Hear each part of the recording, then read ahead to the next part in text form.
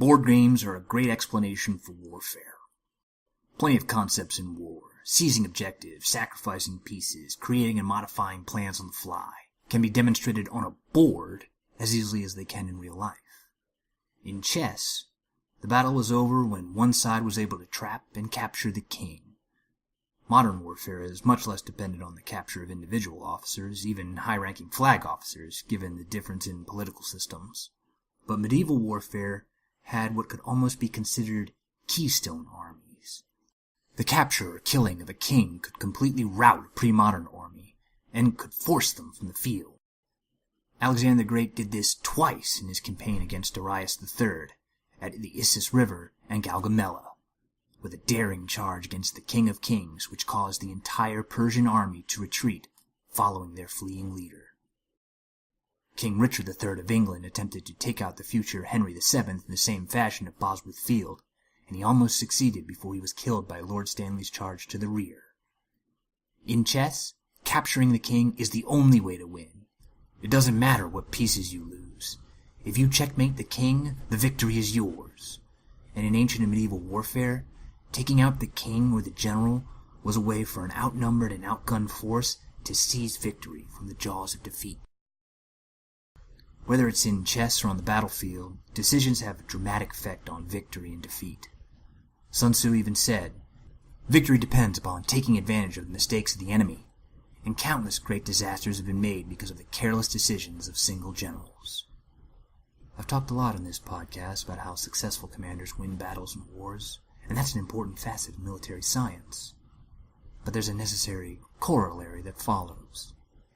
How does an unsuccessful commander lose a battle or a war? After all, if one general wins, the other general has to lose.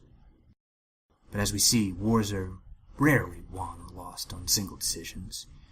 A singular blunder can have plenty of underlying causes. In Anatolia, a young and rising empire would take advantages of the mistakes of their older foe and seize a perfect chessboard victory, capturing the king. The moves of each form the perfect explanation of how an army can win and an army can lose. This is the Battle of Manzikert.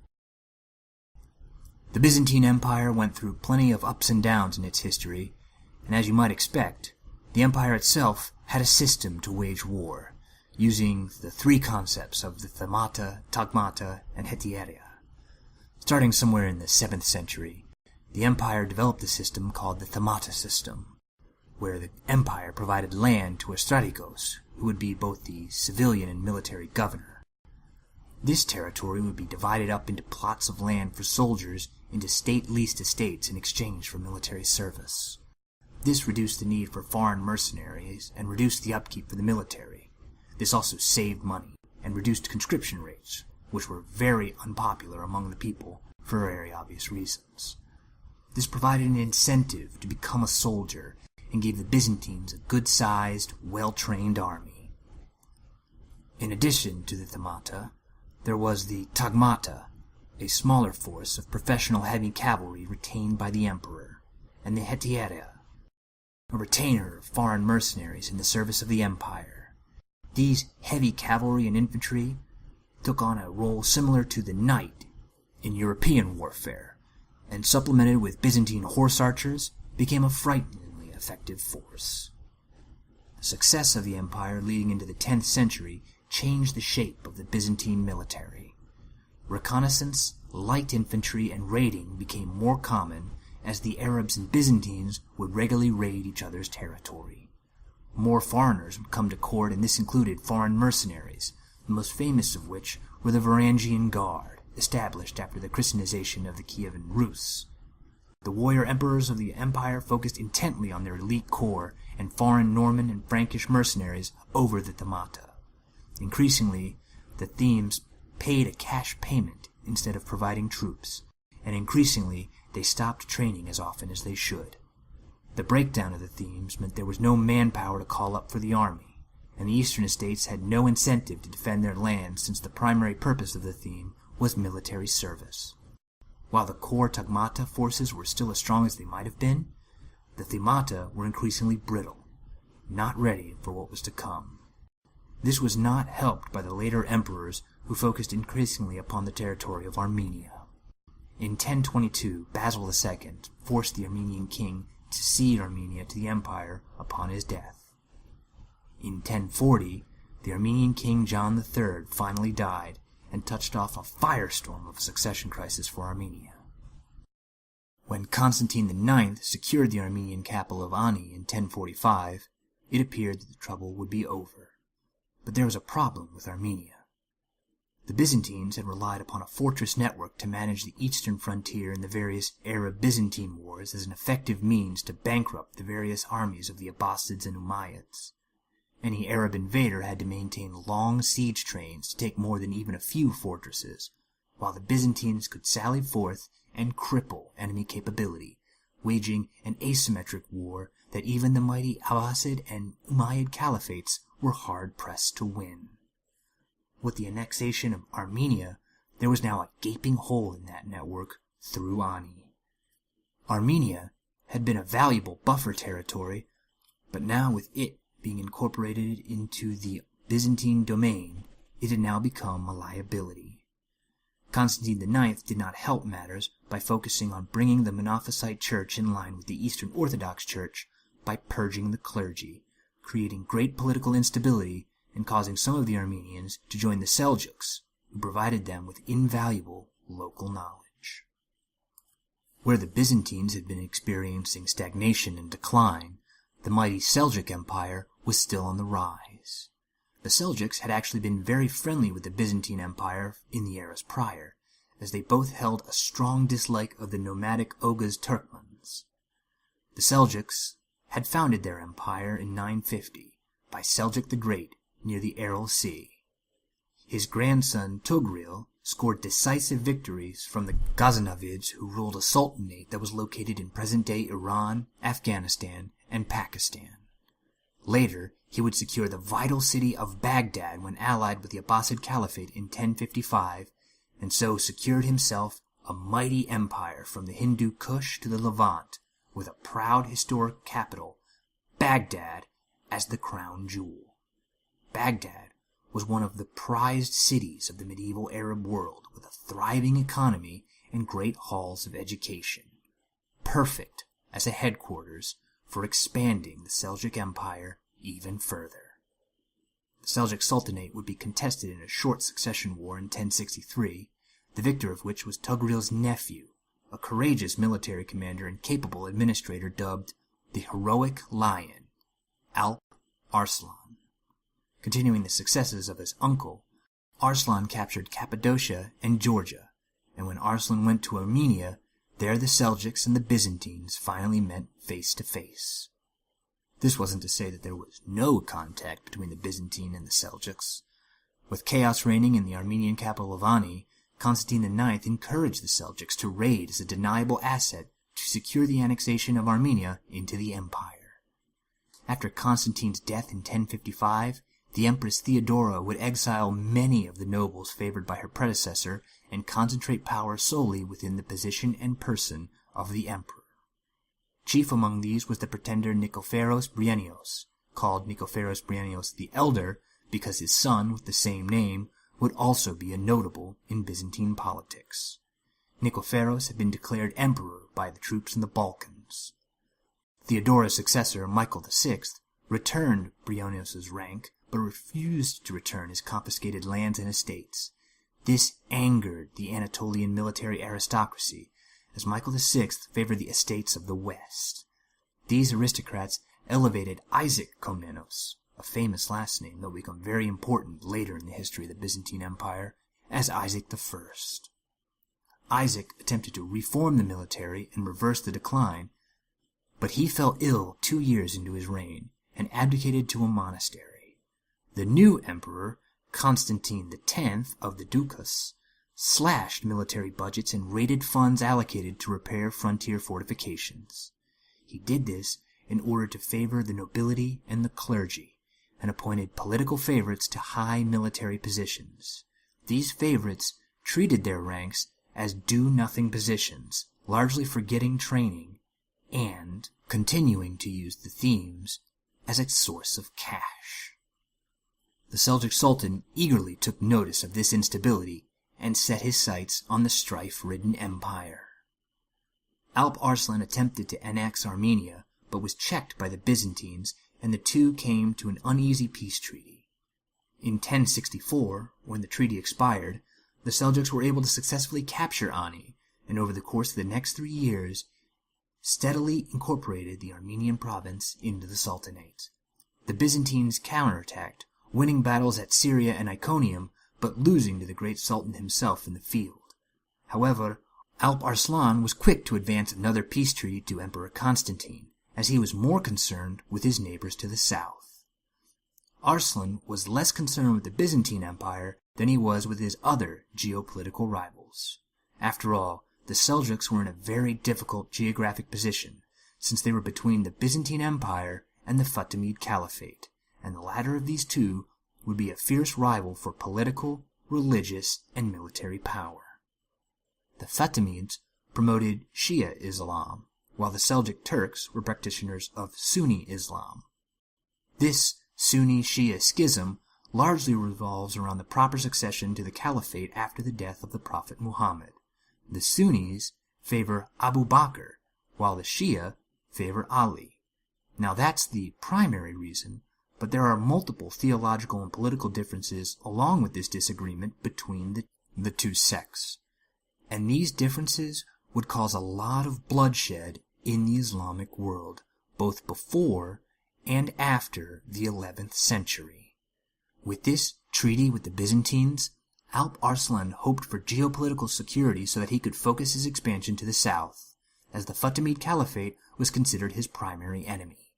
For the next 2 years, the two countries remained at peace with each other, but that's not quite the same thing as saying that nothing ever happened. While Alp Arslan was secure on his own throne, the Central Turkic tribesmen that were ostensibly his subjects routinely disobeyed his orders, often obeying only when convenient or when compelled. To stop them from raiding his own people and causing domestic instability, Arslan settled the Turks on the Anatolian Peninsula, where they could raid against the Fatimids and Byzantines at their leisure. Whatever difficulties Arslan had, Constantine X, now over 60 years old, had it much worse. Constantine's wife, Eudokia, appointed Romanos Diogenes as counselor when the aging emperor fell ill. Both Eudokia and Romanos swore to uphold the heir, Michael Ducas, but when Constantine died, the two married and the purple passed to the new emperor, now styling himself Romanos IV.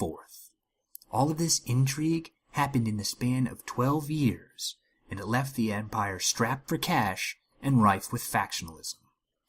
To secure his throne, the new emperor envisioned a grand victory against the Seljuk Empire. Romanos led campaigns against the Seljuks almost from the day of his ascension in 1068, but he couldn't pin down the highly mobile Seljuks with their nimble horse archers and light cavalry.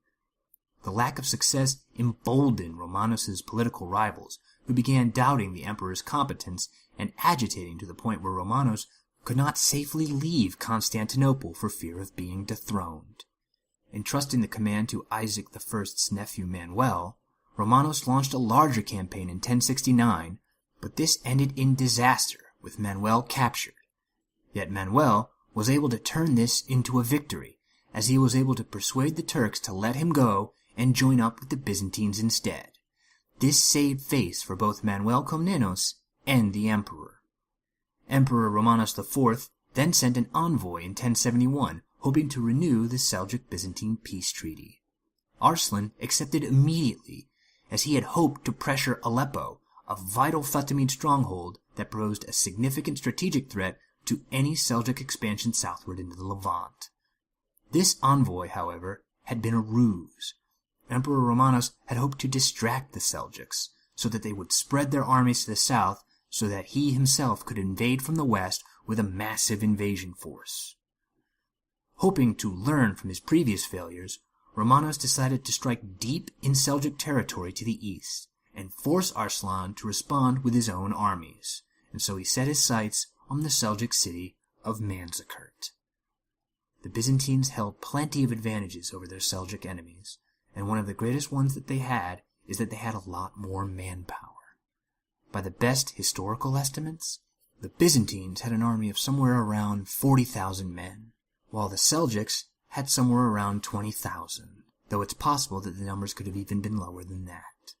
Alp Arslan's records suggest that he had a large force with him to sack the wealthy city of Aleppo, but resisting a Byzantine incursion had less chance for monetary gain, and thus troops were recorded as having deserted the Seljuk column during the march, meaning that Arslan could have very likely commanded somewhere closer to 15,000 rather than 20,000. Both troops had a highly skilled mercenary corps to supplement their army.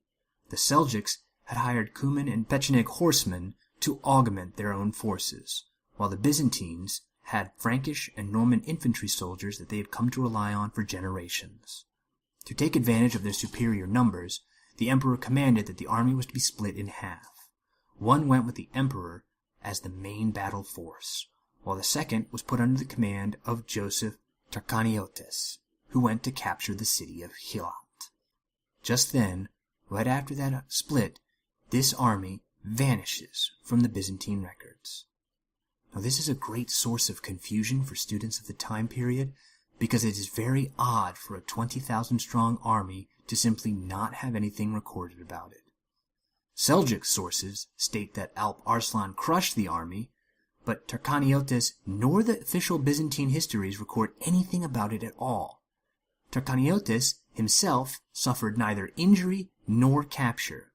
While it was rather commonplace for historical records of the time period to be rife with propaganda and fabrication, it was very rare to just omit something entirely.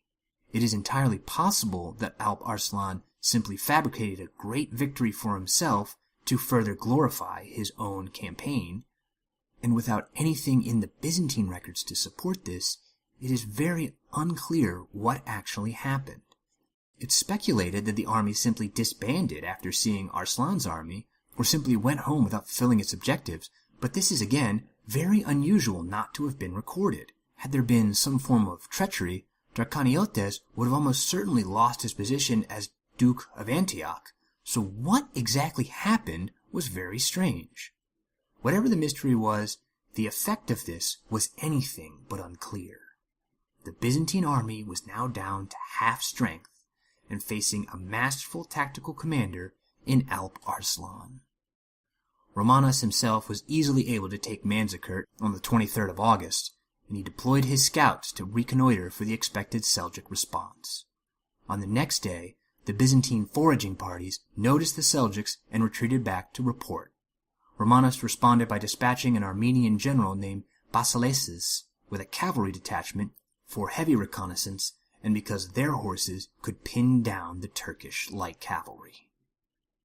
Not believing that he was facing the full Seljuk army, Basileus was surrounded and taken prisoner, and his cavalry force was all but annihilated.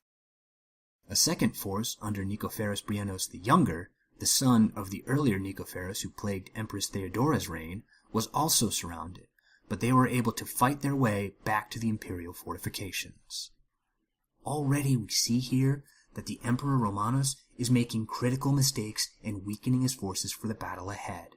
Alp Arslan is noticing these opportunities quickly and selecting the right tool to seize them effectively and maximize his chances for the battle ahead.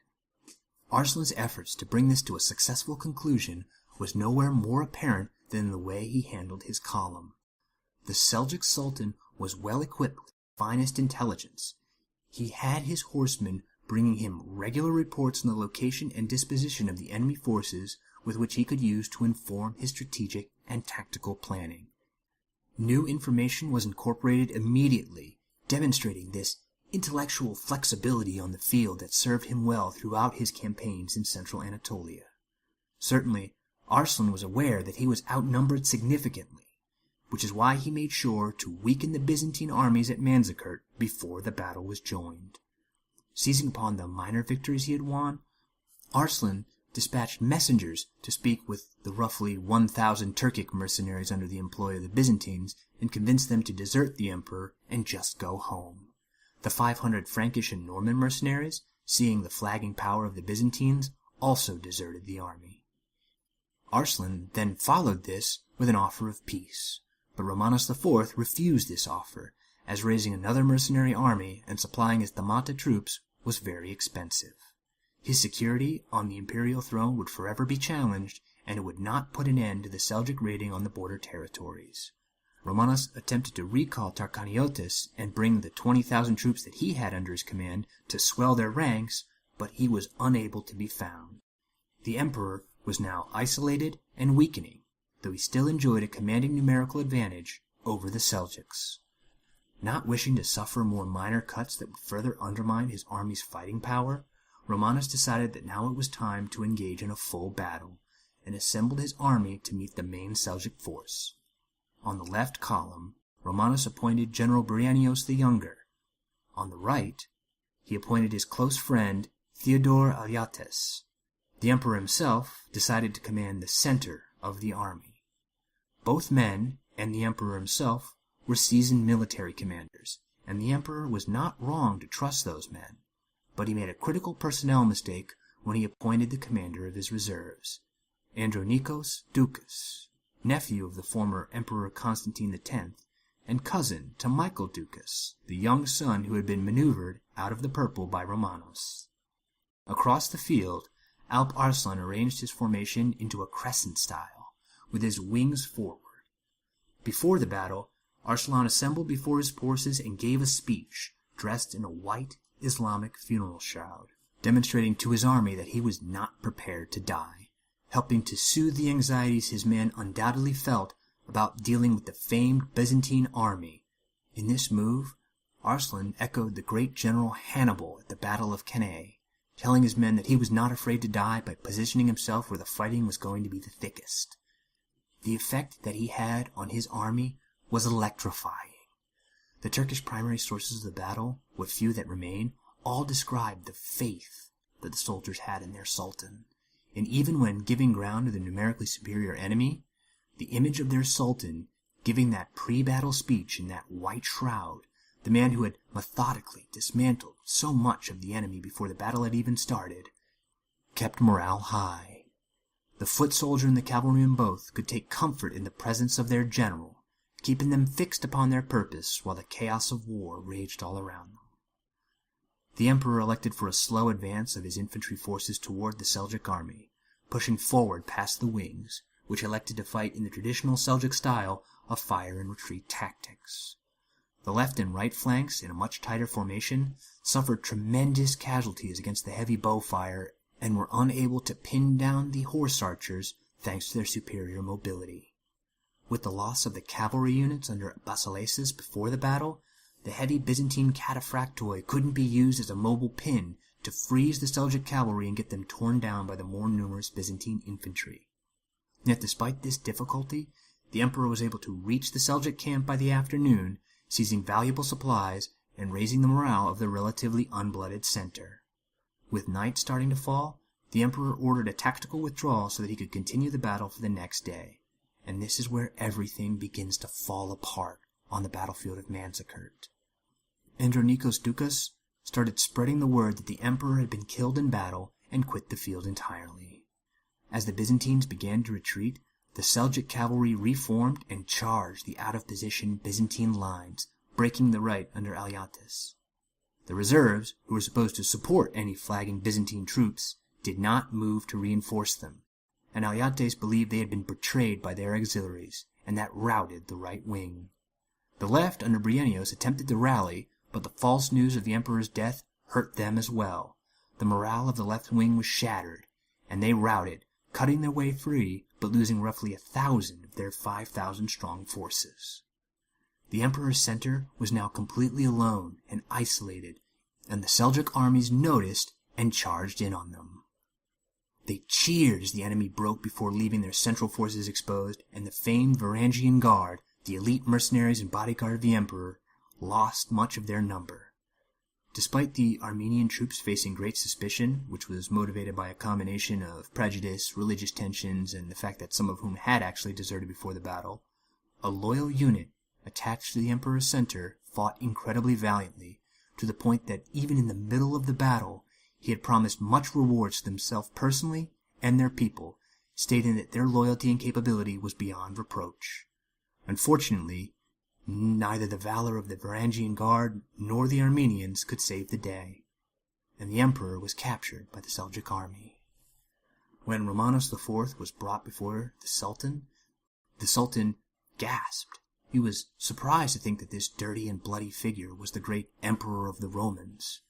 If the stories were to be believed, Alp Arslan used the emperor as a footstool to make a dramatic statement as to the power and prestige of the mighty Seljuk army and the skill of its great commander.